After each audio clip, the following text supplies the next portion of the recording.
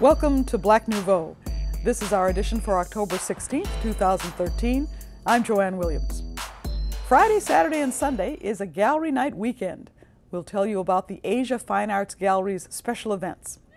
If you saw the Skylight Theater's production of Porgy and Bess, you'll remember the outstanding singer Adrienne Danrich. We'll have a conversation with her. And we'll visit the Villard Square Library, which houses much more than books. We begin with Professor Henry Louis Gates and his new PBS series, The African Americans, Many Rivers to Cross.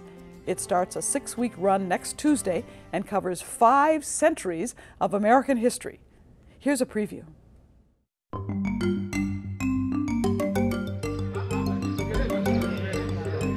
Assalamu alaikum. What do I name Professor Gates? Who were the slave traders? The slave traders were great warriors, strong men, chiefs. And here's the cupboard that Sam hid in. An adult male got in here? He'd have to be desperate. Desperate. As Charleston slept, Robert Smalls, a slave, plotted his escape aboard a ship. He's elected to office just 3 years after the Civil War ends. Robert Smalls epitomizes America. Come from nothing and to be a success.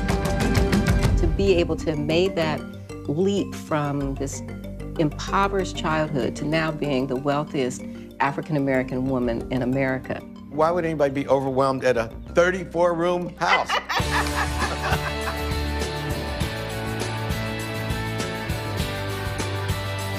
Are you prepared to take the oath, Senator? I am. My reaction was, we did it. We said we couldn't, and we did. I had to be there. But I had to walk away from the throngs of people because the people that I felt the closest to,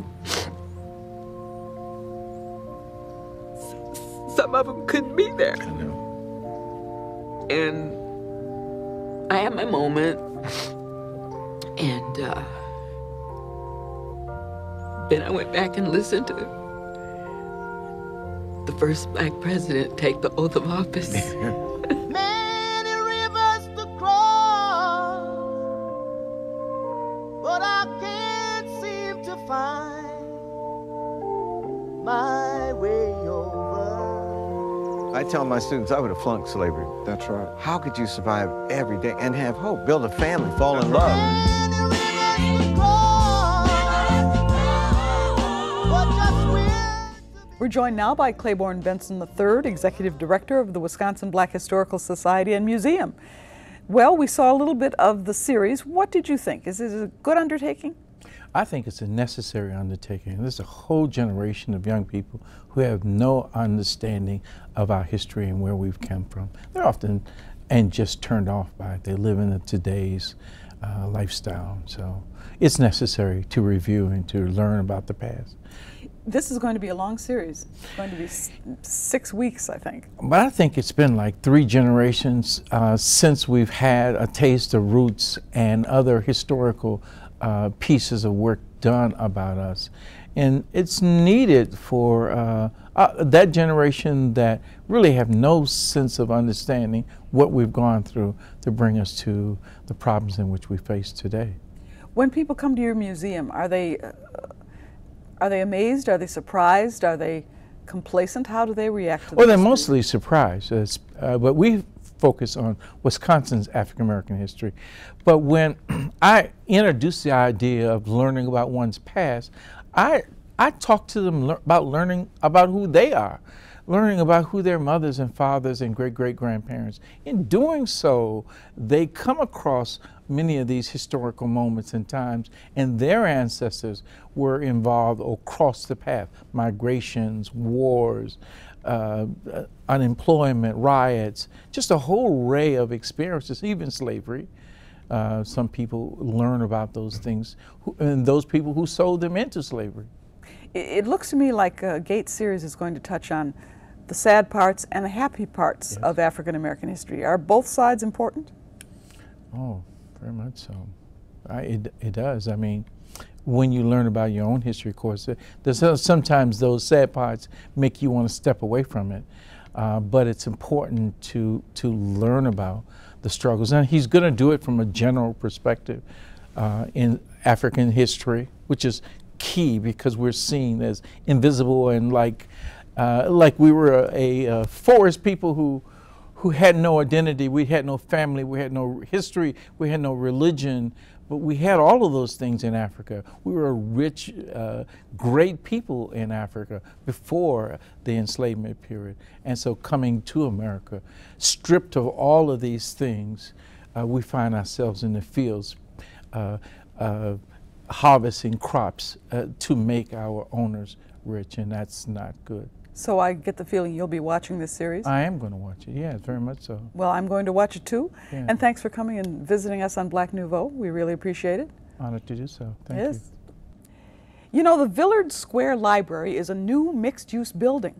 The library is on the first floor, but the rest of the building houses 47 apartments for families where grandparents are the major caregivers.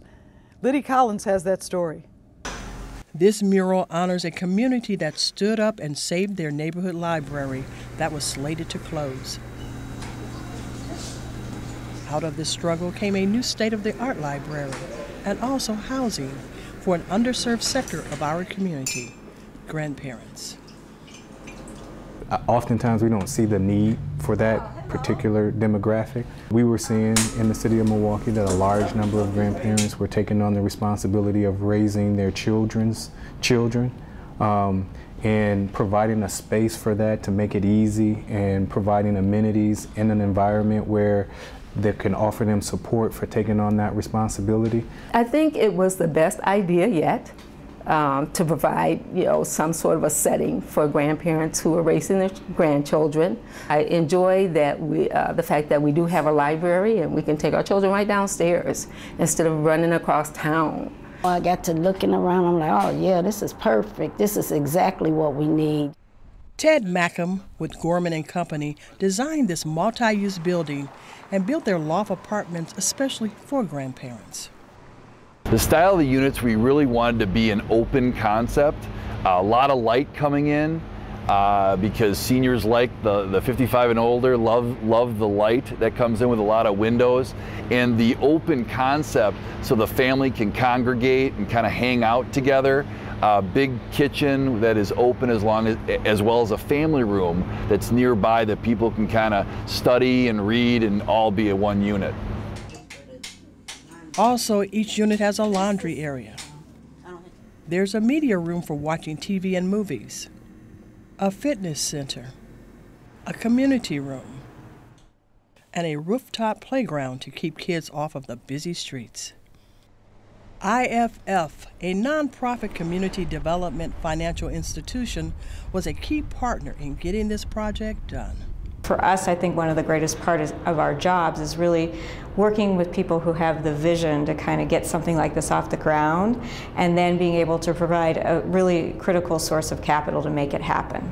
Wasserman thought this was an innovative project because of the building's different usages. We had grand families being focused on. This is a population who there's not a lot of housing options for. And then you also have a community where a library was basically yanked out, and now they have access to a library on top of it.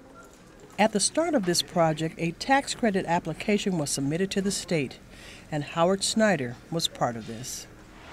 I was not in the housing business. I wanted to be in the library business because the library business was bringing lots of people to this commercial strip, and I've been working on this commercial strip for a very long time.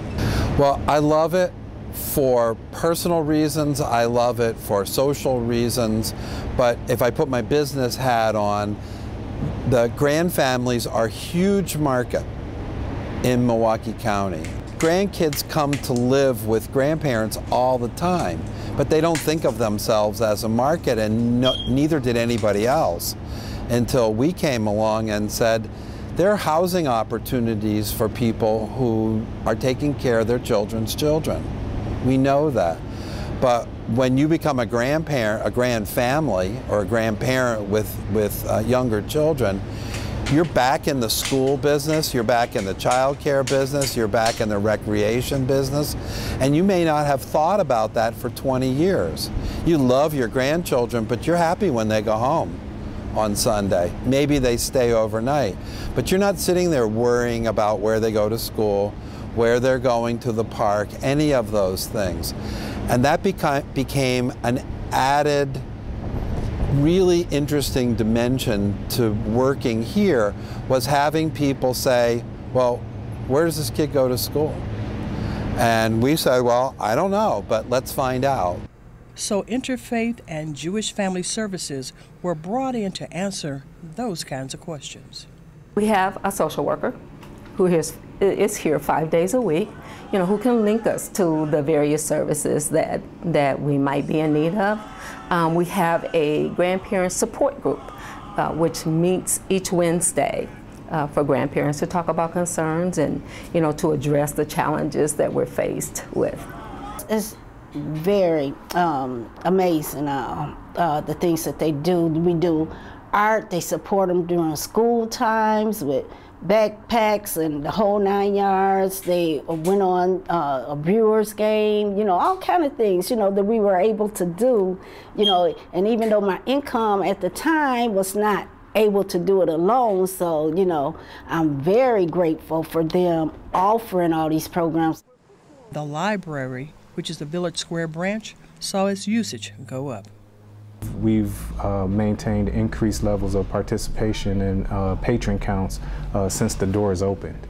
And so a number of people coming from across the city are coming here to utilize this library just because of its ability to, to offer different types of services. There's lots and lots and lots of people who are 35 or 40 whose children had children, and they all live together. And that's pretty natural. That's a family. Grand families are what you see in this building. A 60-year-old who's taking care of a 10-year-old and the mom and dad are not in the picture. And sweet love, sweet chariot, coming for to carry me home. With all the command in that powerful voice, you'd be surprised to know that Adrienne Danrich originally wanted to be a teacher. My mother actually was the one who drove me getting into the performing arts school. She really saw at an early age that I could sing and that I had a passion for singing. I was singing along with everything. I was like born in the wrong era. Otis Redding, oh my God, I would just, sing all of his little songs, Sitting on the Dock of Bay and all that. And I just had a passion for music, and I honestly thought, after all of that, I really thought that because I had such great teachers, I would be a teacher. I'd gone away from wanting to be a performer to wanting to be a teacher. But for anyone who enjoys opera, for anyone who loves to hear a wonderful voice, be happy that she chose to perform rather than spend a career in a classroom. When you were in high school, when you were in elementary school, did you say, hey, I want to be an opera singer? Absolutely not. What did you say? When I was in elementary school and before, I wanted to be a pop star because my father he's 65 years old, and my daddy has his own blues band. And back then he was singing more rhythm and blues and funk and stuff like that. So I made my stage debut, so to speak, at age 8.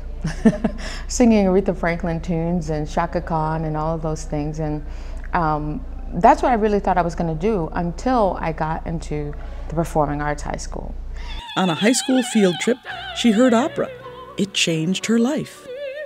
That's when I discovered I had never heard opera, ever in my whole life. Didn't even know it existed, really. And we had to learn, of course, how to sight read and play the piano. And they would take us to Opera Theater of St. Louis. And the first opera I ever saw live was Don Giovanni. And it was just, I was astounded by the whole, they didn't have microphones. If you're singing in a funk band, my dad has his microphone and it follows him everywhere, right? No, it was just absolutely wonderful. And then I just fell in love with how I felt when I sang classical music. When you started singing opera around the house, what did your daddy say? Oh, they were so over me. You know, that one of the things I would sing a lot was the Leontine Price commercial for the United Negro College Fund. I would sing that thing and my mother would be like, shut up! If you don't stop that singing. But then actually once I started really getting into it, and I started winning a couple of competitions when I was in high school, then, you know, I think they came around to say, maybe this is something that might be good for my baby, you know. Now, since at one point you considered teaching, what do you want kids to know about opera? That opera's fantastic. I want them to know that opera is no different, really, than any other kind of music.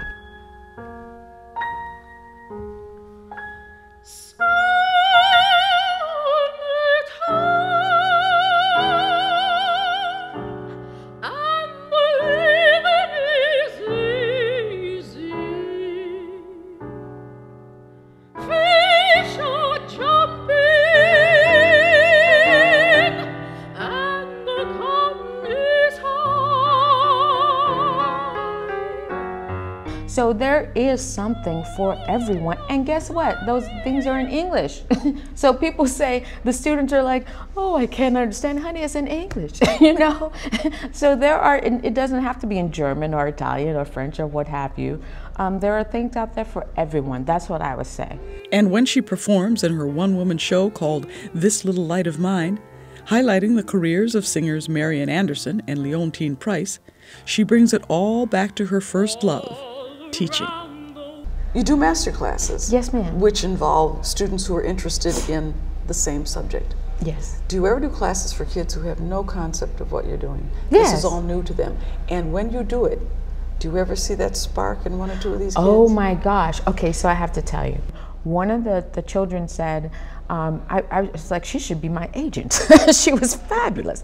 She said, when she walked in, she thought she was going to be bored. She had no time for this whole, you know, singing thing, or opera singing. She's like, whatever, I'm not interested. She said the first song I sang made her cry. I know that I'm doing the right thing. I know I'm in the right place at the right time. You know, it's not so many people who get into opera, you know, think about, or music or whatever. Sometimes it's about the fame. It's about what's coming to them. For me, it's about what goes out of me. And that makes me feel good. That makes me feel really good. When I get a letter like that, that's what I'm working for. That child is who I am singing to and singing for. With Daddy and Mommy stand in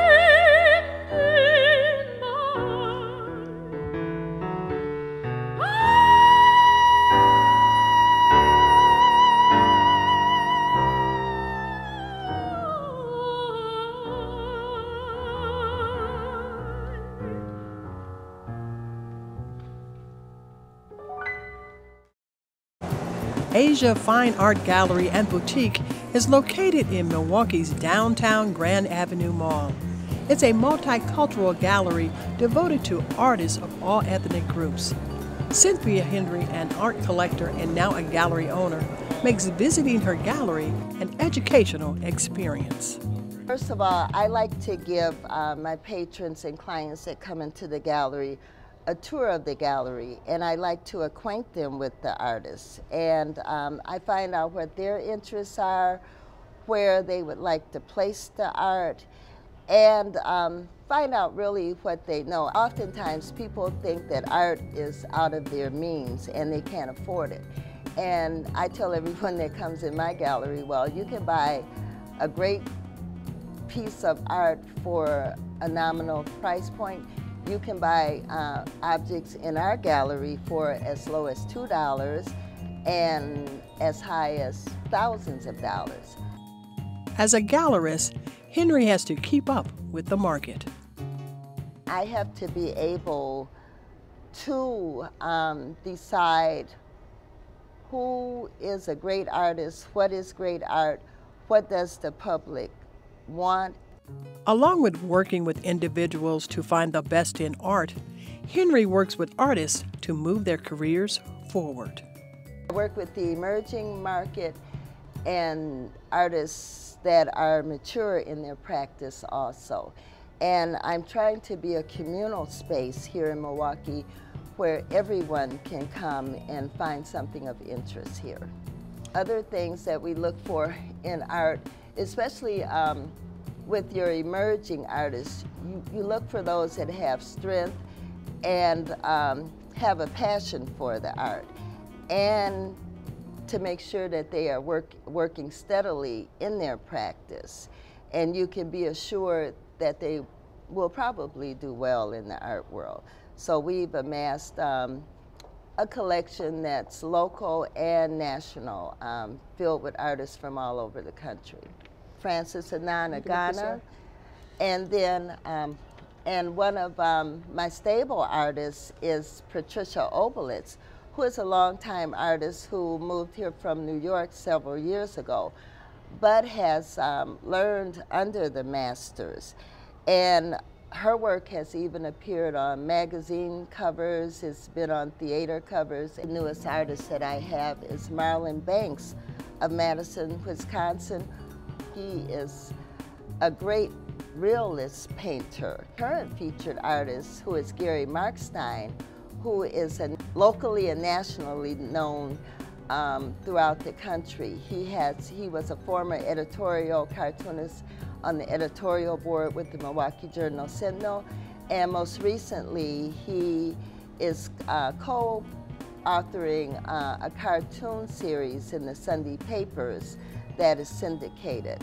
Another new discovery is the artist Ayzha, who is from Iran. She's been in the United States about five years. She does beautiful work in oils. Also excited about my new photographer, Christopher McIntyre, better known as CMP, who does a lot of local scene. He catches the vibrancy of Milwaukee street scenes and black and white photography. The gallery is ever evolving, and being a communal space, not only will you see art, but there are book signings and installations in her project room. In the project room, I have installations that are placed by various artists. Now in the project room, I have Darlene Delamar, who has done a very unique take on Alice in Wonderland, which involves covering her childhood in Gary, Indiana, and how she relates to Alice and looking through the looking glass. I believe that everyone should be able to acquire art at any, regardless of your economic background. You can find something that is pleasing to your eye, something that is beautiful, and something that you can cherish. Cynthia Henry joins us now to talk about Gallery Night's offerings at Ayzha this weekend. That's her gallery. Welcome to Black Nouveau. Thank you, Joanne. Your gallery is in? The Grand Avenue Mall. The shop's at the Grand Avenue Mall, located in the main entrance, at the main entrance on 3rd and Wisconsin on the second level. So what are you going to be showing for Gallery Night? What's special? Well, this is a very special gallery night, as Ayzha Fine Arts will be celebrating their first anniversary in the Grand Avenue Mall. And so for the celebration, of course, we have refreshments. We'll be having cookies and punch for everyone. But we'll also have great artists, and we have a great project that will be coming to the gallery with Ronaldo Hernandez, the Latino art project, art history project of Waukesha. Ronaldo is the director of that project, and he will be hanging 15 panels that have been created by youngsters that he's been working with in the Waukesha community. Also on Gallery Night, I'm very pleased to have fine arts photographer Marvin Wells, who is a Chicago-based artist, who will be in Milwaukee showing his works, which are very beautiful, and he has a different practice with his art. He manipulates his photos so that they look like canvases. although he specializes in black and white, he also works in color. And as a special treat, Marvin will be speaking at 7:00 p.m. in the gallery to tell the audience about his practice. And also we have Al Brown, who is a Milwaukee-based photographer, who will be unveiling his 2014 calendar. It's called the Calendar of Numbers, where he travels all across the country and takes various photos of numbers on license plates, doors, you name it, and he makes a photo out of it. So I'm excited about that. It sounds like you have a lot to look at the Ayzha Gallery and the shops on Grand Avenue during Gallery Night 2013. Now, if folks want to know more about it, you give them a call. Their phone number is right here on the screen, or you just come out during Gallery Night and check it out, and you'll be able to see some great work by Milwaukee and regional artists. Thank you, Cynthia, for talking with us today. Thank you, Joanne. We really appreciate it. And that's our program for this week. For Black Nouveau, I'm Joanne Williams. Thanks for watching. Good night.